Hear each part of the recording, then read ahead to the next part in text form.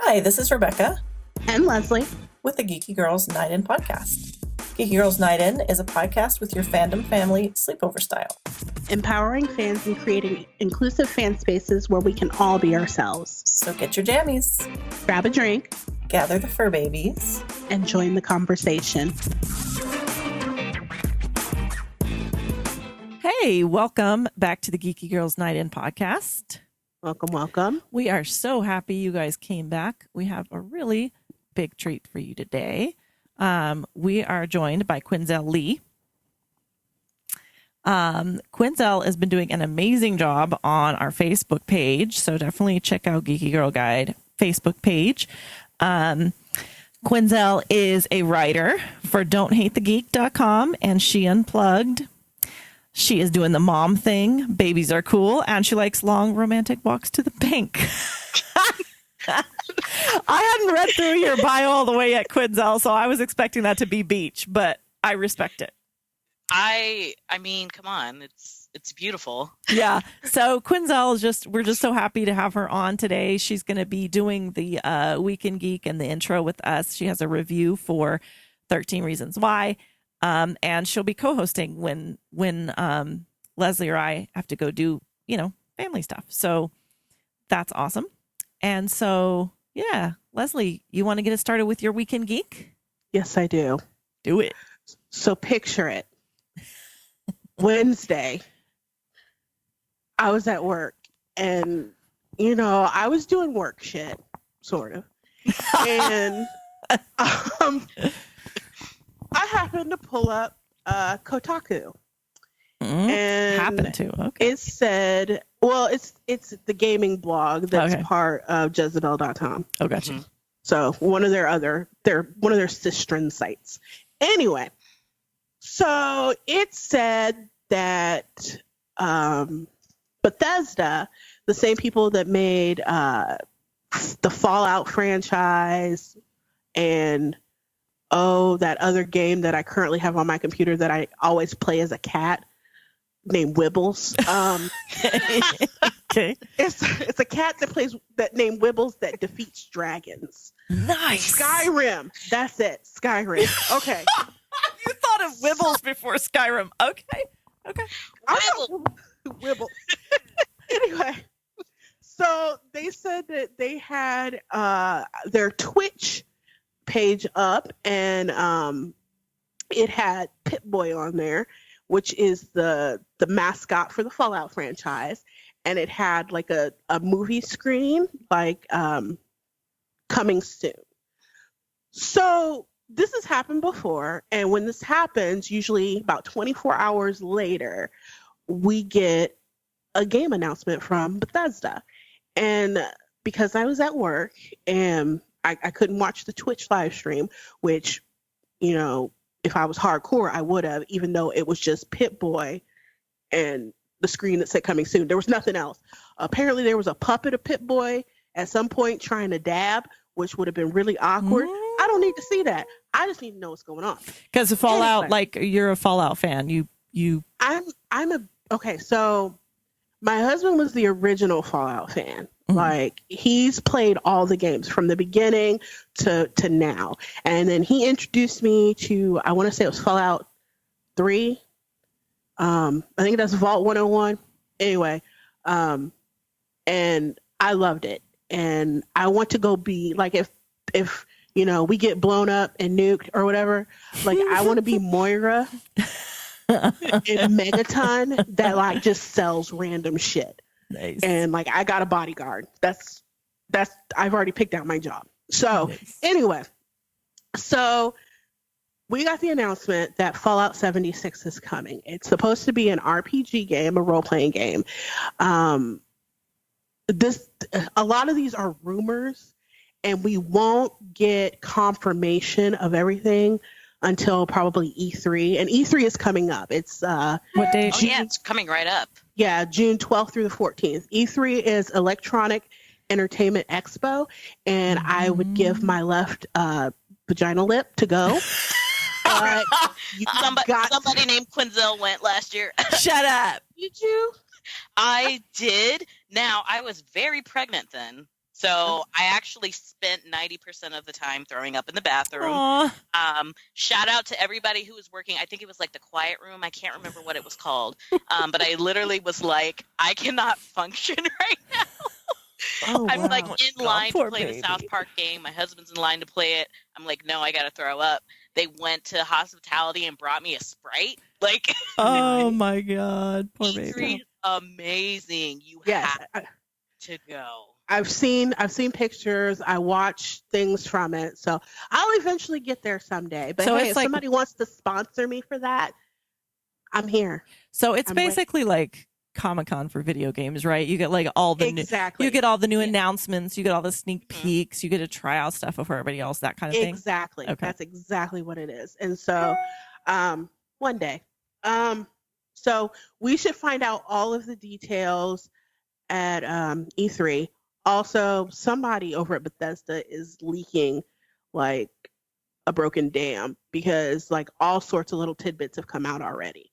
So if you're interested in that, I suggest you hop your butt over to Kotaku like I did. And not even just their articles, look in the comments because there's people that are kind of in the know. So Nice. there's that.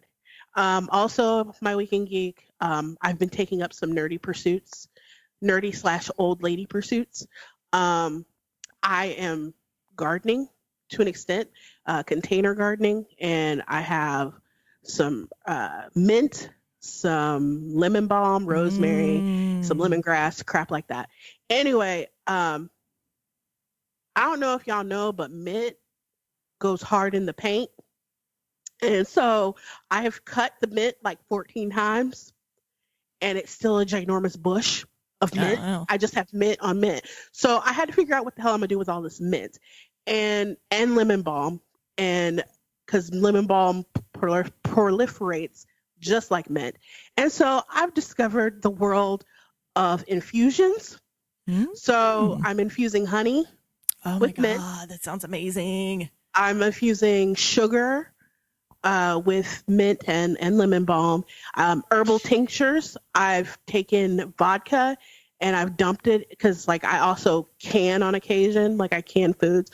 Like I'm ready for the apocalypse. Bring it the hell on. Oh, Anyway. you can food. You Yeah, physically can. I was like, I can food. Like that's how I heard it. Well, I can food. I can also food too, but no, I actually can food, and so I have a bunch of mason jars, and I've filled them with vodka and dumped mint in them. So now we have mint vodka. We're gonna make all of the mixed drinks, and I'm just trying different little things like that. You can call me Poison Ivy. I will respond to it. That's perfectly Nice. fine. So, That's also, so what, as an SEW, I've started making reusable grocery bags. Why? Because I have a crap ton of fabric that I do not use. And so why not make reusable grocery bags? So I busted out my sewing machine and then I found a really easy instruction person on YouTube to follow. Doesn't require a pattern.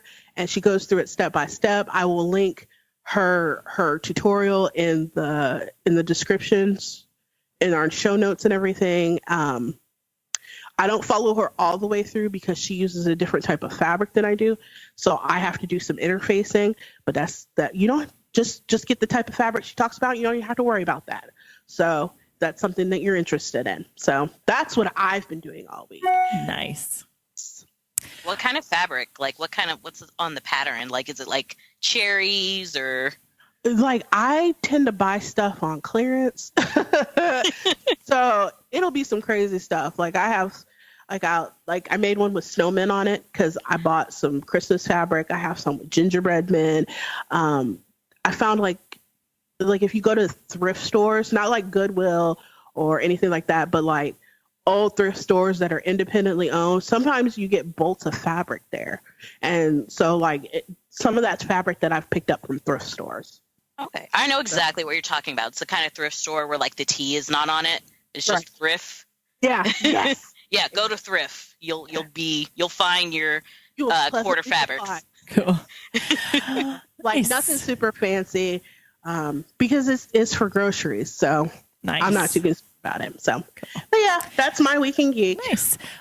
So for mine, actually today was, so I'm kind of, I guess it's late in life. I'm in my 40s now. I suddenly decided I have the courage to try to do art shit.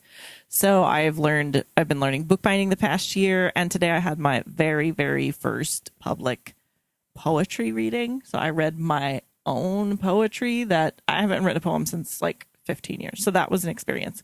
It was terrifying, but I think it went well. In the end, it's really cool to like share that with people. That was fun. Did people snap at the thing? They did not. They did a full-on Bummer. clapping. Yeah, it wasn't that kind of poetry reading, I don't think. But I made a few books, put the poems in them. So kind of like as a book artist and as a poet, it just put them all together. Cool. So if anyone wants to see any of that, it's on my Instagram, which is at Bookish Bruja. So Bookish, Bruja. So that was a lot of fun. Coming up, so I have something really exciting I have to tell you guys about. I feel like, Leslie, you are a fellow Hamilton fan. Are you, Quinzel? Are you a Hamilton fan? Oh my God, what? Yes. Yes. Okay. My first article for the blog was actually about Hamilton. And so I would lay down my life for most of the original cast, if not all. And David, David Diggs being no exception. I mean, I love him so much. It's like I can't function when I think about it. Like I just want to lay down and be like, I can't do this. He's so amazing. I don't know if you guys have heard his he has an experimental rap group called Clipping. Have either of you heard of their stuff? I haven't. It's No. They are amazing, and they're experimental because they're like they're almost cinematic. Like they only speak in the third person, and they only use sounds that they create organically. So no sound machine, no drum machine. Like so, it's like a movie in the sense of they've got their own little sound department, right?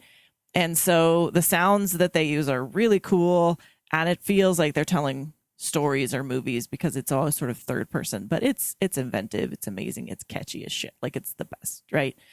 And so anyway, I love him. He's also spoken word poet. He's from Oakland. So him and his one of his best friends, Rafael Casal, co-wrote and star in an indie movie called Blind Spotting. So it's called Timely and Wild. Lifelong friends David Diggs and Rafael Casal co-wrote and star in this timely and wildly entertaining story about the intersection of race and class set against the background of a rapidly gentrifying Oakland. So you got to watch the trailer. Like it's really unique because it just blends all of their art together and it just looks amazing. So of course I want to see it. It's been in the film festivals and it's gotten a distributor. It's supposed to be released July 20th, but I cannot wait that long. So I started Googling like what film festivals are going to have it, how far am I going to have to drive kind of thing. And it's actually going to be screened at UCLA. Now I live out in the Inland Empire and it takes me about an hour and 20 minutes or so, hour and a half to, could be more, could be less, to get out there. I graduated from UCLA. That's my alma mater. So I was like, I've got to get into this. So it's June 5th, which I think is, what is that, Tuesday? And you got to know about me being in my 40s, being a mom, like a single mom. Like I don't go out on a weeknight. I sure as fuck don't go all the way out to LA on a weeknight. But they are not only screening the movie, but David Diggs and Rafael Casal are going to be doing a Q&A. So yeah, I like it's free. I'll be in the same room with them. My ass is going to drive. Like that's going to be a thing. I'll be in traffic. I don't care. Now it also says like, oh, tickets don't guarantee admission. It better fucking guarantee my admissions. Because I'm driving out there, but it does say like benefit given, like priority given to UCLA students or UCLA community members. And I'm an alum, so I feel like that counts. So there you go. That's going to be happening. I will be videotaping, live tweeting. Hopefully I don't actually die. If I do, I can't have nothing to bequeath, so there you go. It's all good. And then the next thing I'm going to do this week is Sense8. So we're going to transition here into Day and Gay. Okay. Sense8. We know this. I'm obsessed. One of the best shows ever made. I could do a whole episode just going on and on about all the great things about Sense8. From the cinematography to the writing to the acting to the plotting to everything. And we're getting our 2-hour finale because Netflix canceled them sort of right on a cliffhanger, like during a cliffhanger scene. So we're getting the 2-hour finale on June 8th. So I'm going to be putting together like watch party packet. I will be tweeting those out from our Geeky Girl Guide account. So menu, drinking game, that kind of thing. And so if anybody wants to watch it and live tweet with me, that's what I will be doing that. And I can't wait for that. I'm beyond pumped. So that I think is all I'm going to talk about right now. And we're going to transition. Real quick. Speaking of live tweeting, I'm also looking into doing a live tweet of Mulan because we have had like several people admit that they have not seen it and truly do not know if their reflection shows who they are inside, and I cannot have that on my launch. April. I saw April say that they haven't seen it. Me? Several people. Yeah, she hasn't seen it either. So dishonor on you, dishonor on your house, dishonor on your cow. I keep using that freaking GIF, so I might as well watch it, right? Because that's a good GIF. That's all I'm saying. So I'm working on that. We're going to get that together. It's going to be a whole support group. We will get you guys fixed up. Okay, cool. And also I put up two articles on the blog this past week. There's nothing I did this week that was geeky as shit because I spent like 8 hours on each of them at least. One is why we need a Root and Shaw spinoff of Person of Interest, why I ship them. Check that out. And then the other one was, so you guys know, at least I know Leslie knows, I run a Facebook group called Dom Squad, DOMSQUAD. And it's a fan group for Dominique Provost-Chalkley, who's the actress who plays Waverly Earp on the sci-fi show Winona Earp. And basically we promote her stuff, and we go to screenings of the indie movies she does on her time off and that kind of thing. So for Buckout Road, one of the movies that's upcoming that she stars in, me and a group of us met in LA and went to a screening, and we met the writer director Matthew Curry Holmes while he was there, and he was like, "What? Who are all these people?" Because there's like 20 of us on the front row hooping and hollering, And so we met him, really hit it off, and he agreed to come into our Facebook group and do an AMA and ask me anything. So basically, he came into the group. We pelted him with a trillion questions. He was really awesome. And I wrote it all up and put it on the blog. So he talks about the movie. He talks about horror. He talks about what Dominique's like. He talks about, also gives a lot of just really great advice for anybody who is interested in getting into the business or making their own content. So definitely check that out as well. That's cool. So, and those were labors of love. I probably should have been cleaning my house, but I had way more fun writing those. So there you go. The house will be there. Right. So then we're going to move on and talk to Quinzel. Welcome. And hi. Quinzel's got, I believe, a Today in Gay item, and she's also watched 13 Reasons Why, which has been really blowing up on social media as far as people, there's some controversies and stuff. But we'll talk about your Today in Gay first. What's going on? Well, actually, my Today in Gay is tomorrow in Gay, because tomorrow I am going to my local town's Pride. Yay! That's going to be a lot of fun because I actually, oddly enough, haven't been to one before, like in my hometown. So this will be my first time, popping the whole cherry, whole deal. But I also today, because I have a 5-month-old that we like to refer to him as Baby 8. We went to go get him a something with rainbows on it. And so the issue that always comes with that is, oh, but you have a boy. We don't have anything on the boy side. I'm like, well, okay, well, let me see what you have on the girl side. And they were like, well, this is really girly. There's a lot of ruffles. And I'm like, okay, that doesn't matter. because gender isn't real, cough, cough. But I just don't need all of those extra layers because we're going to be outside. So do you have like a tank top? Because nobody cares. So anyway, I found one. It's super cool. It says dream big. It's got a rainbow. It's a tank top. He's happy. So that I'll talk about that next week. What all goes down at Pride and how much fun we have. That's awesome. And are you going to be posting some of that on the Facebook page? I can post that on the Instagram and the Facebook page. Yeah, she's taking over the Instagram account for this. So nice. Okay, cool. I can't wait to see it. And I also think it'd be cool if we, I just was thinking about this yesterday, but for Pride Month, like do a gay a day tweet. Recommending, because it's so important to support LGBT artists, LGBT content, because it's just amazingly helpful to everybody out there, you know, LGBT who's in a very unwelcoming and hostile and sometimes violent world against them. So I feel like having LGBT themed art out there is a big deal. So it'd be also fun to kind of recommend something a day, whether it's a book, a concert, a TV show, that kind of thing. I think that's a great idea. I am all about that research. So let me get to the Google and it'll happen. Cool. And I've got like 50 ideas. I'm just going to start tweeting stuff out on Twitter, probably hashtagging it. Let's see, a gay a day. and Pride Week. Yeah, so. Sounds good. Oh, it's Pride Month. Pride Month. Sorry. Pride Month. Yeah, I got it. Okay. Well, I think the only other thing that I wanted to do, Leslie, we haven't done is we did get some reviews on our iTunes page. We did.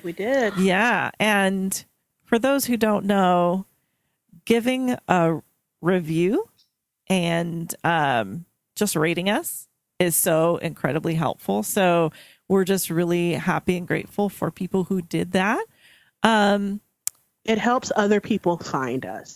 It brings us closer to the top of the pile, basically. Exactly. So how about we read a couple of these? What do you think? Sure. Sounds good. I'm bringing them up now. Give me just a second. All right, here we go. So the first one is by the Kelly Monster. And she said, love it. These ladies are laugh out loud funny. I'm looking so forward to the next podcast. Thank you so much. We appreciate it. Yay. Snaps for us. And for her, thank you for the review. Also, we have my 2K with Listen Here and ROTFL, Rolling on the Floor Laughing. So many stories, quotable lines. I didn't know that I needed this. Geeked for more. Oh, that's so exciting. Thank you. We are here to give you more. So There you go. And then finally, we have Emma, friend of Tara. So, which makes me laugh. I don't. Girl, Tara. Wait, do we know Tara? No, we don't know Tara. Well, I know a Tara, but I don't think this is. I don't know if she knows anybody named Emma. I should ask her. Is it Tara Reid from like American Pie? What about Tara from Buffy? Or maybe is there a Tara on? I feel like there's a couple Taras. So Tara Lipinski. So Emma, let us know what Tara you're talking about, because the curiosity is killing us. Anyway, she told us amazing and loved every minute. Well, we love every minute of you, Emma. So thank you so much, guys. All right. So keep up the reviews and stuff. We really appreciate it. And thanks for joining us. Have a good one. Bye. So today we have the absolute pleasure of talking to Jules Wilkinson. Jules Wilkinson is the administrator of the Supernatural Wiki, which documents everything about the TV series Supernatural and its fandom.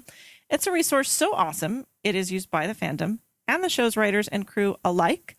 Jules was raised by television in the wilds of suburbia in Melbourne, Australia. She is the same age as Doctor Who and slightly older than Captain Kirk. I like that. So thank you so much. Welcome to the podcast, Jules. Oh, thank you so much for having me. Our pleasure. So I wanted to kind of start a little bit at the beginning. What caught your eye about the TV show Supernatural to begin with? So in Australia, it started here a few months after it started in the US, and it was advertised as from the producer of The X-Files, which is a bit of a lie, really. But that caught my eye because I'd been a huge X-Files fan, and I knew Jensen Ackles from Dark Angel, which had been another show. I don't know if you know Dark Angel, but yes. That was a two-season show by James Cameron, which was amazing, and Jensen was mainly in the second season of that. And it was a horror show, advertised as being sort of a horror show, and I'm a big horror movie nut. And they actually aired the pilot twice in the same week here, and I watched it both times and was pretty much hooked from then on. I was also already on LiveJournal, and it took me about 30 seconds to find the Supernatural fandom, which, after only like 5 months was already incredibly huge and active. And so there was no escaping after that. It was like, the gravitational pull between the show and the fandom was too much. And here I am 14 years later. Right. Awesome. Pretty cool. So tell us what the wiki is and why you decided to make one. So around that time, so I'm talking beginning of 2006, we're in the first season of Supernatural, and as I said, I'm in fandom, and I saw a call out from one of the communities. Someone had a website called Super Canon, and she was documenting all the sort of folk at the time. Supernatural, particularly in the first season, focused a lot on urban legends and folklore and pop culture, of course. And she wanted some help with people writing up entries for that. Long story short, her name was Emily, and unbeknownst to me, she actually also lived in Melbourne, Australia, because fandom is a weird and strange place. And Emily had a long history in Lord of the Rings fandom and was very committed to and loved the collective and collaborative nature of fandom. And I think particularly with a strong queer feminist bent, very much was about valuing fandom as much as valuing the show. And she really saw a potential at that time to, rather than have a website that she ran and controlled, to set up a wiki site. And she was the one who actually set up the Supernatural Wiki. So she set that up towards the end of season 1 of Supernatural in 2006. And I got involved doing stuff on it, and that sort of translated into becoming part of what at the time was a global admin team. We had people on about 4 continents, and worked on that for the next few years. And then as is the want, those people moved on to other fandoms, and I was the one left holding the wiki baby, if you like. So I can't even remember now when it was, but around 2009, I think became the admin, and by that time the wiki was well established, and the rest is history, as they say. I'm still very good friends with Emily, who started the wiki, and she still has a bit of an involvement behind the scenes in helping guide me through the technical side of things, because the wiki's grown into such a huge and complex site, and we actually employ an IT company to help handle all the technical stuff like backups and security and all that, which I know nothing about. Well, so for the uninitiated, for people who maybe don't even know what a wiki is, can you explain what it is? Well, probably most people know Wikipedia, right? And basically, it's based, and it uses uses the same software actually. And the whole idea of a wiki site is that it's a multi-author site, so that anyone can get on and add content. And the wonderful thing about that is that it means that you get this incredible diversity of voices and contributions, and that's what's made the wiki the resource that it is, because we'll have people whose we've got someone who translates all the Latin exorcisms into English, and we've got people whose bent is, Greek mythology or religious lore.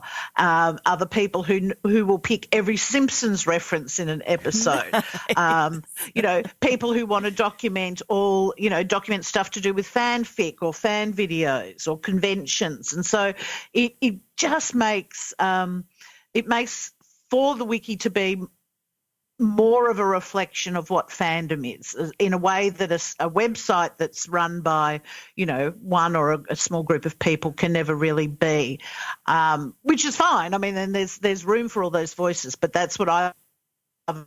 Is that that's why it's quirky and weird, and that in itself it's also it's a project that fandom has created. So as much as I call myself the admin or the editor or whatever, it wouldn't exist without many fans being part of it. And basically it's a collection of almost any sort of research or data or anything about the show and anything surrounding the show, correct? Yeah, so and one of the things that Emily did right from the beginning, which really makes this wiki stand out from the wikis, and these days there's many wiki sites to do with everything from, comics, books, TV shows, movies, but ours is one of the few that documents and has entries from out fandom right alongside the show. So you can look up an entry to do with a character on the show, and on that page will be the episodes that character's been in and its history, their history, but it will also have links to people who role play the character on Twitter or fanfic about that character. So we don't have that dividing line of sort of what's the show and the fandom, because that's not how fandom works either. Right. We have no boundaries. So that's been really important. So we do document things like for every episode of the show, and we have transcripts of every episode, entries about characters, but fandom projects, conventions, everything else. And there's really no line that says something can't be an entry on the wiki. Basically, if it's about Supernatural, it can have an entry on the wiki. Yeah, I love the wiki. I've been on it a trillion times, just FYI. Yay. And so what have been sort of the unexpected joys and challenges of working on the wiki? Oh, wow, a lot. I mean, I've learned a huge amount. The wiki is great for people who love minutiae and documenting things. It's also a curse because it's never finished. Like, the wiki will never be complete because there's always something else to add. It's a living thing. So that's and for me, working to facilitate people being on the wiki and allowing their voices is often a challenge. Like I've had to I'm there to support people adding things, not to make it in my image, if you like.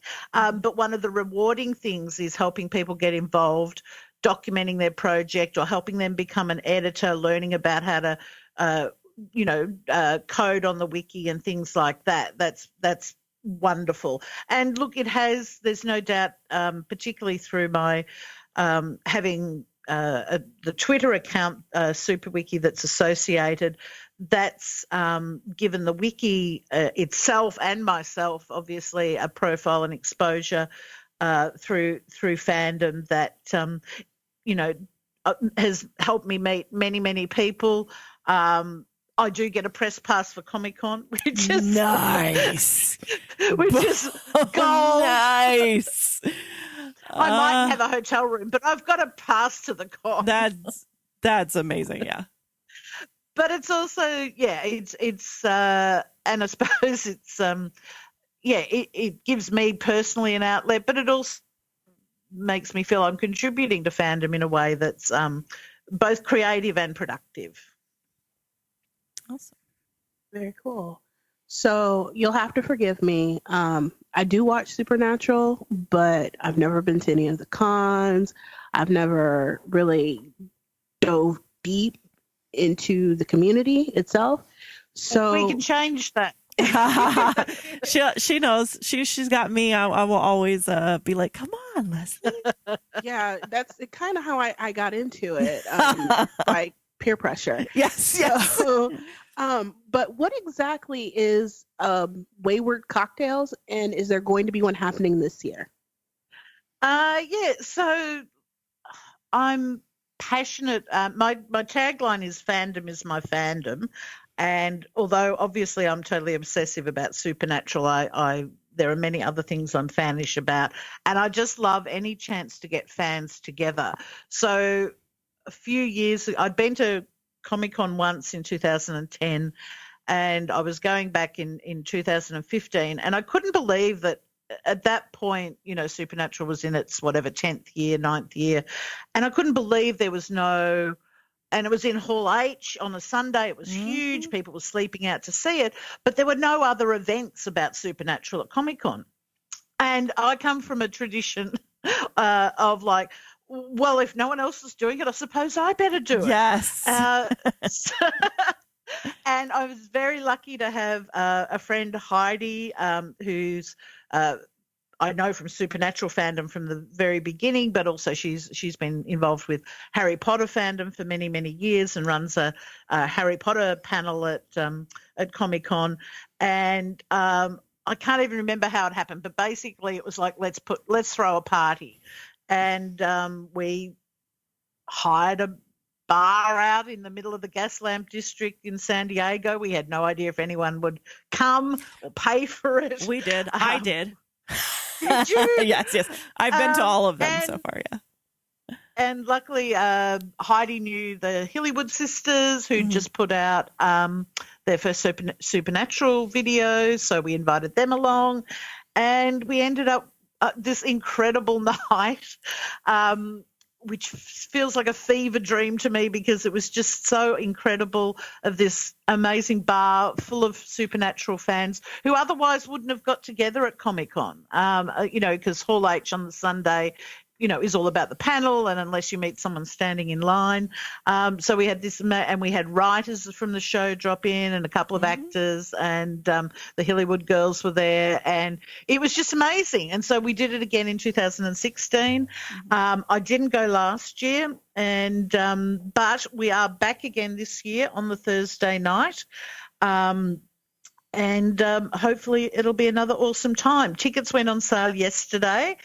If you check out Super Wiki, my Twitter, there'll be links there to where people can buy tickets. And it's just a night for fans to get together. Anyone from any fandom is welcome. You get a nice hot buffet, some themed drinks, some exclusive swag that we have made for the event. And really just a chance to geek out and fan out about whatever you like. Obviously, we're Supernatural fandom heavy, but we invite anyone to come along because there's not that many, you know, fan events on at Comic-Con at the moment. So I think that's one thing that, you know, we miss out on, is a chance to get together and squee over your favourite ship and, you know, talk about what's been happening online and what's happened with the show and just meet up with other fans. And I've been lucky enough, you know, one thing being involved with the Wiki I met people from the show. And so I've also run similar events up in Vancouver with people from the show, so the VFX crew a couple of times. Jerry Wannock, who's the production designer, I did an event with him after VanCon in 2016. And in fact, they ran a convention in Hawaii last year. Oh, God, I wanted to go so bad. It was amazing. It was like if you can imagine, people are like, you know, in the pool and then wandering up to a panel in their maxi dresses, and it was drinking cocktails. It hurt my heart that I didn't get to go to that one. Anyway, sorry, go ahead. Jerry Wannock, the production designer, happened to be on holidays in Hawaii because the crew get a couple of weeks off over Thanksgiving, and contacted me and said, hey, do you want to, I'd be happy to get together with some fans after the con. So Sunday night of the con, we met up at a bar, and Jerry and about 30 or 40 fans sat around. He told stories from the set of the show. Yeah, and that's definitely so. That's a big benefit of Wayward Cocktails. Like before I get to the next question, I'm just going to put in a plug for it because when you're a real geek for something, man, getting to meet the writers, getting to meet people who make props, getting to meet people who do the sound, who the sets, like, man, real geeks, we love that shit, because there's no minutia too exciting for us, and like to really be like, you work in the magical land, like what's it like? But also, whenever I've had a chance to meet writers, and I got to meet a few of the writers at Wayward Cocktails. So I actually, when I'm choosing a show to watch, I choose based on the writers, not the actors, because that I can predict something about what the show's going to be like with the writer. But the actor, I mean, they can take on any kind of project, right? So like you said, the producers of X-Files, that drew you in there, and that's what I'm like. Like I'm a big Buffy fan, and I will follow every Buffy writer to the end of their career and everything they do practically, because I follow writers. So to me, like getting to meet those people is so cool.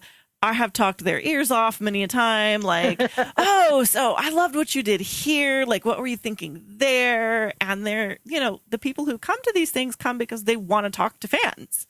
So you're not intruding on their space in that space. They came to talk to you. So they will, I mean, and it's the coolest thing. So I'm definitely going to Instagram my pictures from the last couple Wayward Cocktails. I loved the experience. And the Hollywood girls are darling. They're so sweet. And then I also have to say the swag. Okay. I can't tell you how loudly I squealed when I saw my swag bag the year that you had the Charlie Bradbury flask. It is pink. It is glittery, and it said, I was drunk. It was Comic-Con. Yeah. And it is still proudly displayed on my bookcase. It's one of my favorite possessions. So basically, I think, having a party that's very tailored to your inner geekery is it's priceless. It's so much fun. So I'll be there again. I mean, you can't keep me away for sure. And so definitely, and we'll repeat the information at the end and put it the show notes, but definitely get your Wayward Cocktails tickets. I'm about that. And just a side note. Just a side note real quick. I saw that Hollywood, they're going to have a Supernatural 2. Mm-hmm. Yes, they're editing their second parody. We're not sure. So I can't remember if it's Hannah or Hilly. One of them's pregnant at the moment. Aww, so I'm not sure. How fun. Isn't that terrible? One of them's pregnant at the moment. One of them. But so I'm not sure if they'll be along at Comic-Con this year, but they've been wonderful supporters of ours and vice versa. And look, thank you for that feedback, because I can't tell you of all the things I've done with the that happens for the wiki online, but you're not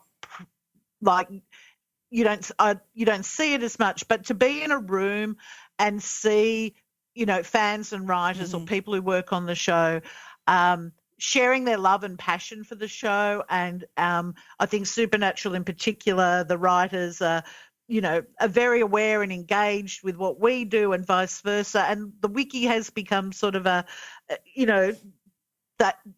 they use the wiki, and that's something that fandom created.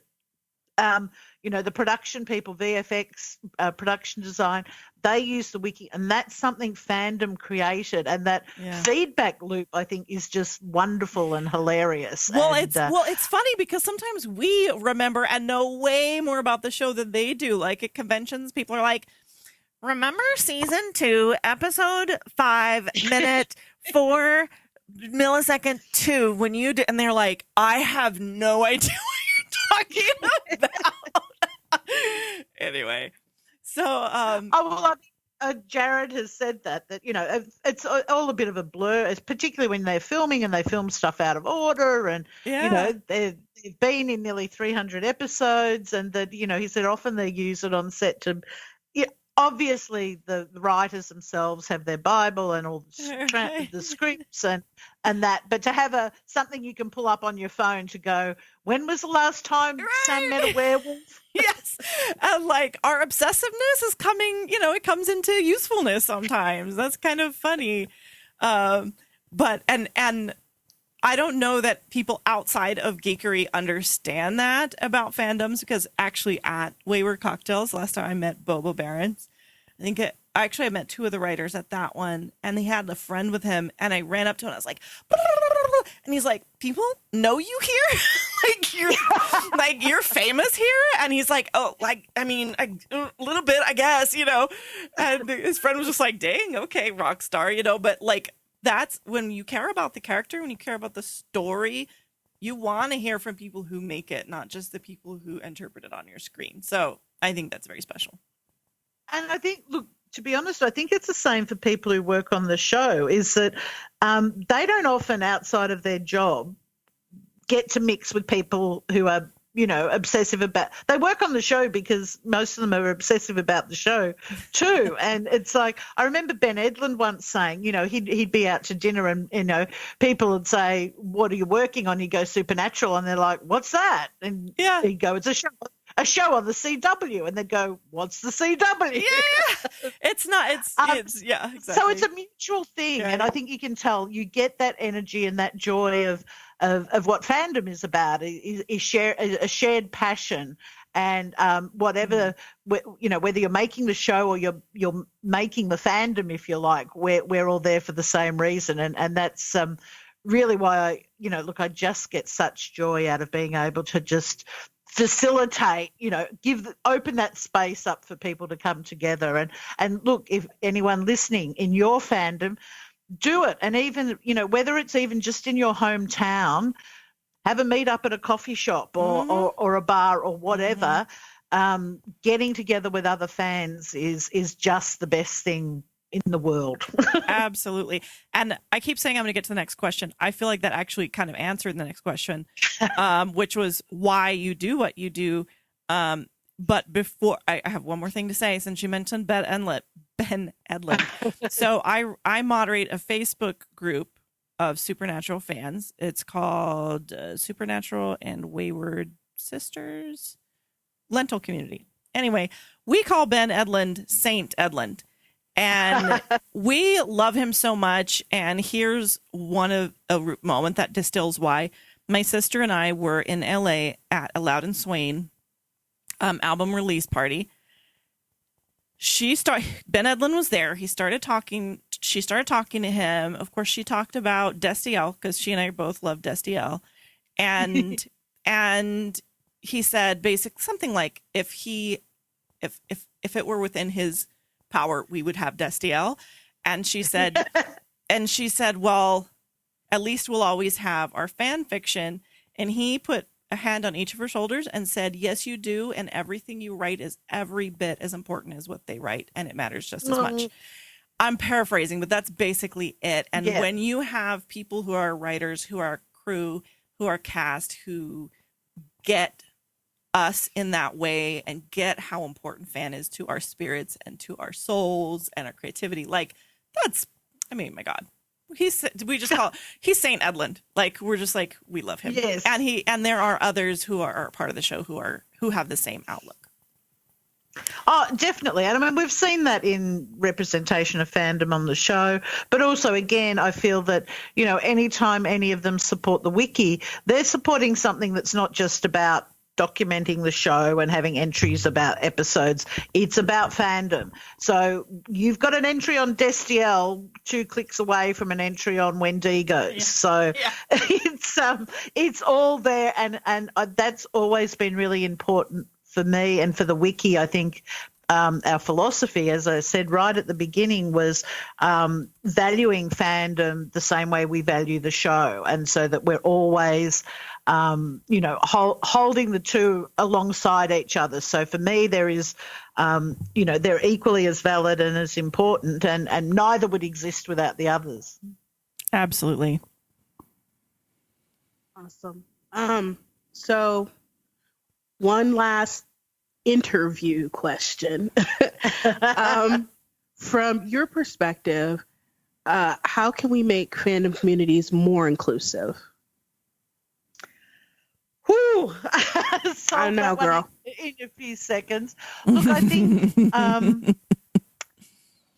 think any fan who already has a voice my opinion, has a responsibility to help create spaces for the fans who don't get to be heard for whatever reason. And look, fandom is just a reflection of society. So the same voices that are silenced in broader society are silenced in fandom, whether that's fans of colour or gender diversity or disabled fans. And there needs to be a conscious effort on the part of those who have privilege and already have a position and visibility to make spaces to lift up those voices. And that can be as something as like if you're asked to be on a panel at a convention or you're running an event, to make sure that those people, like running Wayward Cocktails, is to make, from the beginning, it had to be at an accessible venue. So that was a no-brainer for me, if you like. If you're being on a panel, make sure there is representation on that panel. If you're running a community, moderate it in a way that you get people involved who might see the people being silenced that you don't. So I think there's some of the things we can do. And, in an online space, sometimes those things can be easy and sometimes they can be hard. But I think making a conscious commitment to those sort of things, and as I said, that was something with the wiki from the beginning, was a conscious part of its mission, if you like. And the wiki's it's a great vehicle for people to get involved in, that anyone can get involved, and we're there to support people getting involved and for their voices to be part of the wiki. And I think anyone who runs a fan community, or doesn't even matter whether it's a fanfic challenge or a charity event, don't just rely on your own good intentions. Get some other people involved so that you won't be, blinded by your own privilege in whatever area that is. So that you are thinking about whether it's, disability access or whether it's, voices not being heard. Let's get our shit together and make it better. Can't fix all of it. There's always going to be, there's always going to be dickheads out there, and we are a reflection of society. So you will still get the same hate and horribleness that we do everywhere. But I think there's always been a strong social justice consciousness in fandom, and I think we can leverage off that and spread that, and also try and create, more inclusive spaces that way. Yes, absolutely. That is wonderful. You preach. You're preaching the choir. Thank you for coming to my TED Talk. No, I love it. I think, yes, that's very much our, outlook as well. So the next section, this next segment is new. We're trying it out. It's a rapid fire fandom question. Guinea pig. Yes, you're being a guinea pig here, but just thought it would be fun to have a brief couple questions to really, connect on that fan level, because I really believe that everybody's got a little fan in them somewhere. So, question number 1 of 4. Fill in the blank. I will stand blank for life. Oh, it's narrowing it down. Because I'm a multi-everything. I think for this one, though, I am going to fall back on the fandom is my fandom tag, because genuinely at the end of the day, I'm here for fans, and that's who I'll stand. Because fandoms come and go. I've been lucky enough to be in Supernatural for a long time, but I'm a huge Doctor Who fan and a Star Trek fan and a million other things fan. So I will always stand for fandom. Hey, it rhymes. All right, next question. I will go down with the blank ship. Oh, look, controversial given I'm talking to Destiel's fan. But look, Sam and Dean, OTP forever. Hey, look, I'm a live and let live, a ship and let ship kind of person, okay? And as much as I'm into Destiel, get me onto AO3 and I wander into all kinds of pairings. Well, I have the receipts. I've actually written Wincest, Destiel, you name it. I've even written Het in Supernatural fandom. I have no boundaries. Nice. Okay, so number 3, if I could choose one fictional character to be my imaginary friend, it would be blank.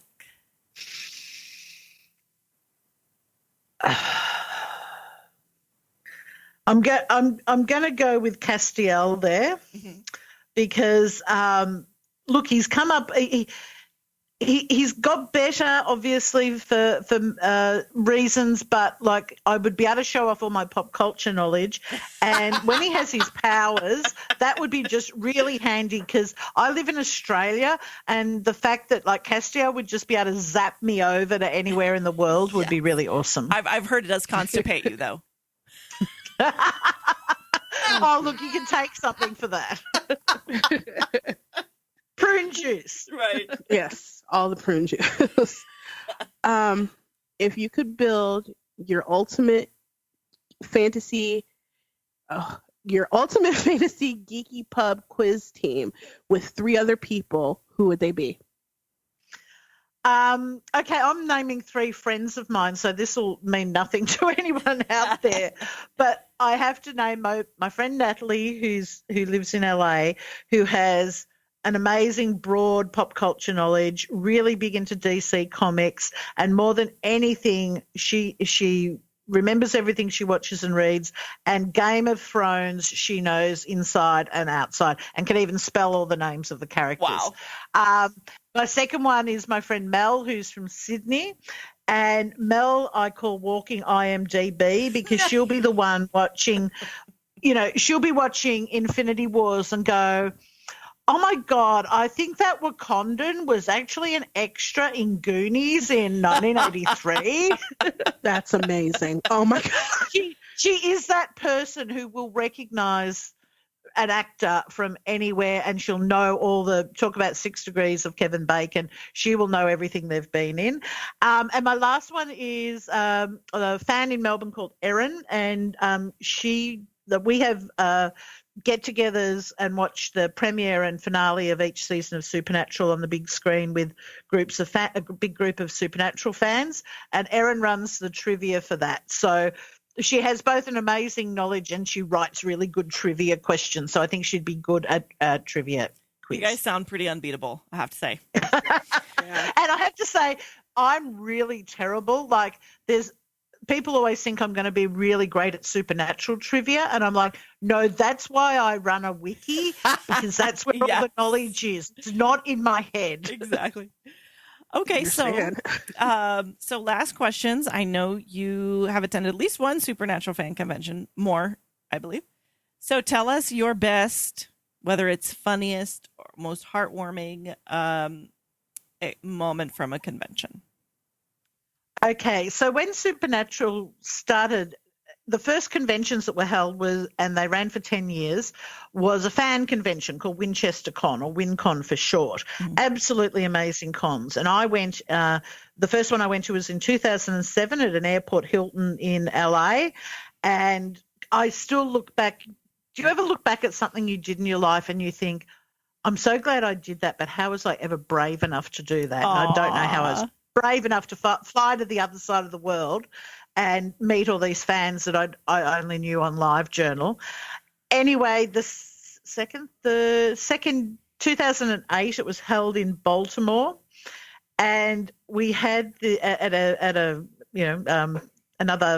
hotel there. I think it was the Hilton. And this amazing confluence of other groups in the hotel. So there were World War II vets going to Arlington Cemetery.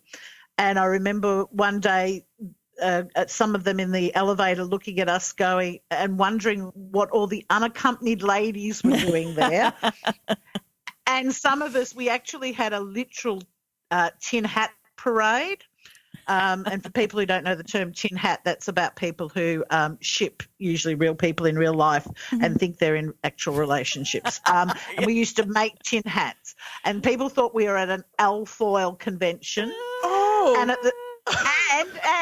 and it gets even better. At the same time, the NAACP were having some high-level meeting in the hotel. And so the WinCon organisers were like, please do not wear your inflatable penis hats in the hallway after. oh my God. Oh my God. And to top it all off, during we ran an event called Bad Fic Idol. So it was like American Idol, but people would over the weekend purposely write really, really bad fanfic.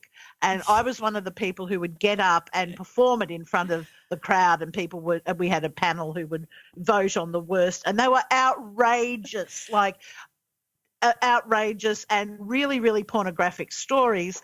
And I was reading one. Speaking of Doctor Who, I need a TARDIS right now because I need to go to this. Sorry, continue. Dean Winchester's dick had grown wings and flown away or something. And people from the wedding reception in the next convention room accidentally wandered in.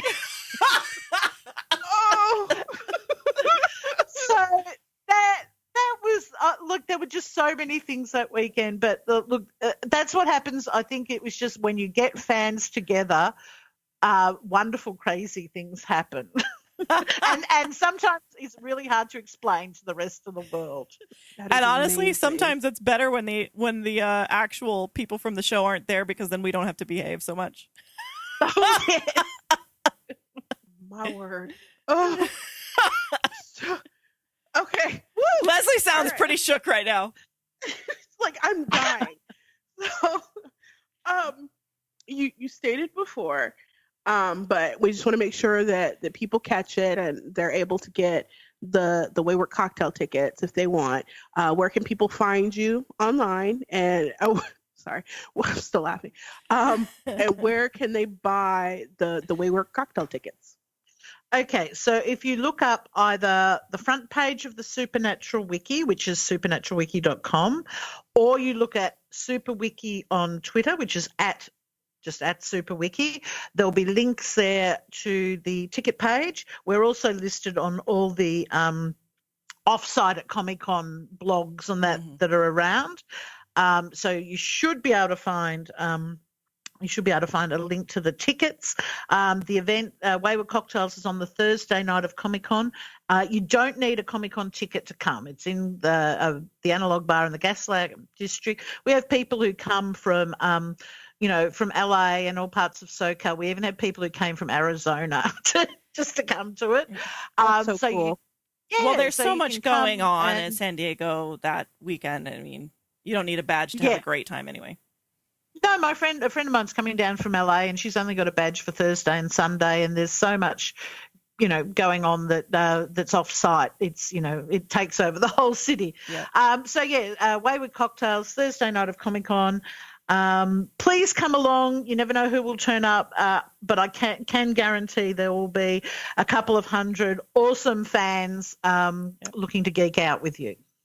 Awesome. Well, thank you so much for being on the podcast. You're truly a gift to our fandom, Jules. Thank you.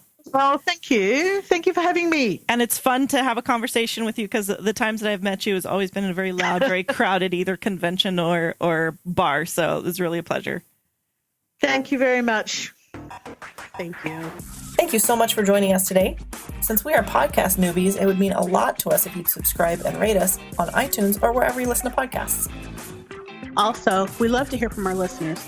Leave us a voicemail at 785-746-2604. Email us at ask@geekygirlguide.com, or hit us up on social media at Geeky Girl Guide, all one word, on Twitter, Facebook, and Instagram. And remember, in the words of the great John Barrowman, never apologize for being nerdy. Until next time.